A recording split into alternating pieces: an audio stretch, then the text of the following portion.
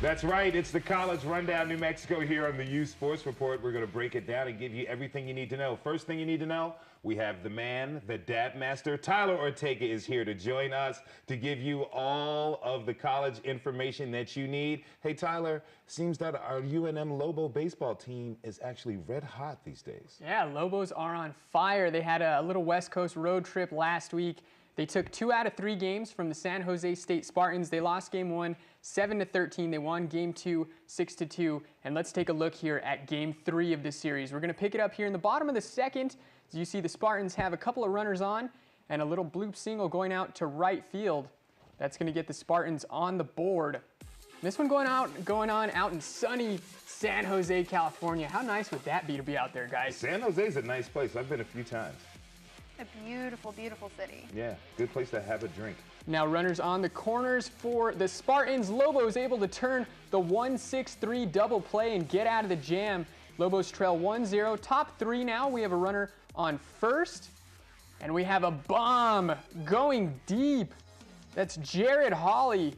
See ya later. Lobos now take the lead 2-1 over the Spartans. Looking good right there.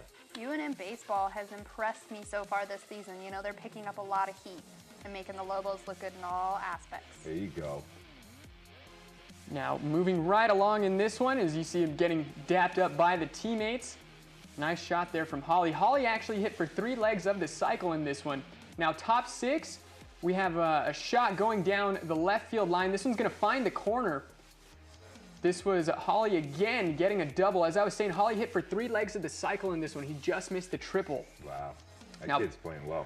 Bottom 7, the Spartans at the dish. They have a runner on second. We have a flare going up the middle to center field. Lobos relay. They're going to cut the runner off at third, but they're going to see the other runner trying to be greedy and take a base. So they have him caught in a pickle, reminiscent of the Little League days. They get him out on the tag. Oh, yeah. Lobos able to get out of the inning there with no damage done. Now, top 8. We have runners on the corners. This one is gone. Dalton Bowers, his 3rd home run of the season. And the Lobos extending the lead now. That'll make it 7-3 over the Spartans. Lobos are seen to hitting with a lot more power these days. 38 home runs on the season for the Lobos so far. As you said it, they're just bashing the ball out of the park. That is quite a bit of power for the Lobos baseball team. They're doing it. They're doing it. They're red hot. Still in the top of the 8th here. We have a bunt drop down. There was a runner on first. That's Gonzalez. And this is the Hill who drops down the bunt. The throw goes wayward.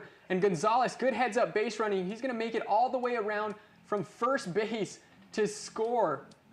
Spartans coach can't be happy with all those errors. Leading off the top of the 9th, Carl Stajduhar. See ya later. This one gone to the palm trees.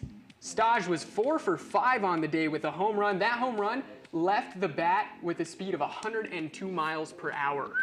That ball was absolutely smoked. Staj is the man, huh? Staj is the man. And it's funny because Chris DeVito, who we've been talking about a lot lately, as you see here, bottom 9, 2 out, a little chopper going to the third baseman. He's going to field it cleanly, and that's it, and that's all. We were talking about Chris DeVito a lot last week. DeVito was 0 for 5 in this game, and the Lobos still able to put up 10 runs. They win by a score of 10-3. Bowers, Hawley, and Staj, as I said, all hit bombs in this one. That makes 38 for the Lobos on this season. Bowers had 4 runs brought in on that game, so just tearing it up with the sticks. The Lobos are now 26-11 overall. They are 14-4 in the Mountain West. They're still on top of the division. They lead Fresno State by 2 games. The Lobos will now face Texas Tech. One of their games is tonight. The next game is tomorrow. Those ones going on here at home. And also in the near future for the Lobos, they'll be taking on San Diego State, here starting Friday, ending on Sunday. So get out there and support your Lobos. These guys need it. They're well on their way, I'd say, to Omaha. So what are your chances? What do you say the odds are that these guys make it to the College World Series? Well, right now, you got to like the Lobos' chances just because of this hot streak they're on. Their pitching has been great. Their hitting has just been off the charts, guys. Phenomenal, absolutely. Phenomenal. So I think if the Lobos can keep this up and don't have any stumbles, if they can win the Mountain West Conference tournament, which they should, I think they have a really, really good shot at making it. Okay, they can pull it off. All right, you heard it. The Dad Master said they're going to make it. So you know what that means. Place your bets now, but I'm not suggesting that you bet on the game. What else we got going on, Tyler? Also, one more quick note about the Lobos. Carl Stajduhar has won the Mountain West Conference Player of the Week. That makes it 2 weeks in a row that the Lobos have taken home the honors. All right. So moving along now to the other school in New Mexico. New Mexico State, they're losing their basketball coach. Marvin Menzies has accepted the position over at UNLV. Oh, Okay. wow. That's So- a nice little step up for him. Congrats. Yeah, a little step up, and he did really well when he was with the Aggies. He coached there for 9 seasons.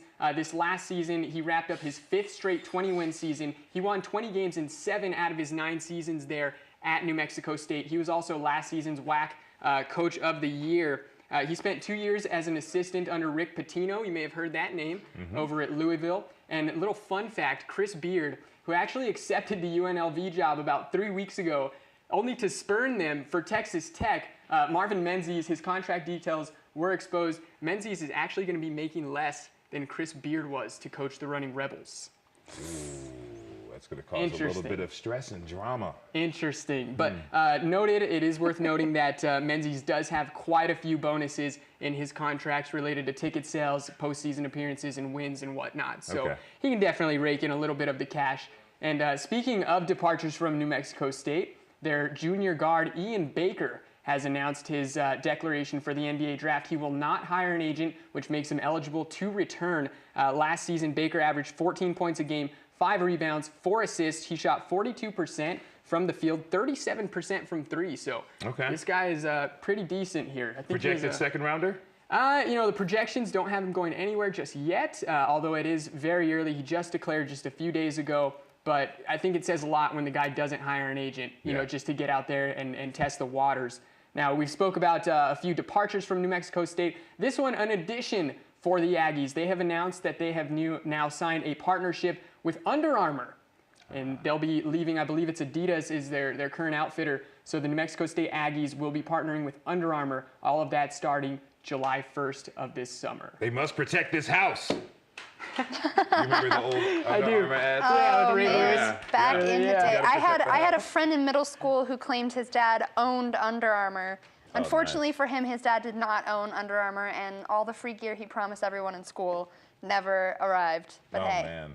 That's gonna if make his it dad tough. really had owned Under Armour, that would have been quite a friend to have in middle school. That's right. You get all the gear you want. All right, ladies and gentlemen, that is not all from the Dab Master, Mr. Tyler Ortega. He's going to come up next with us here on Out of Bounds. We have more for you from the Youth Sports Report coming up after these messages.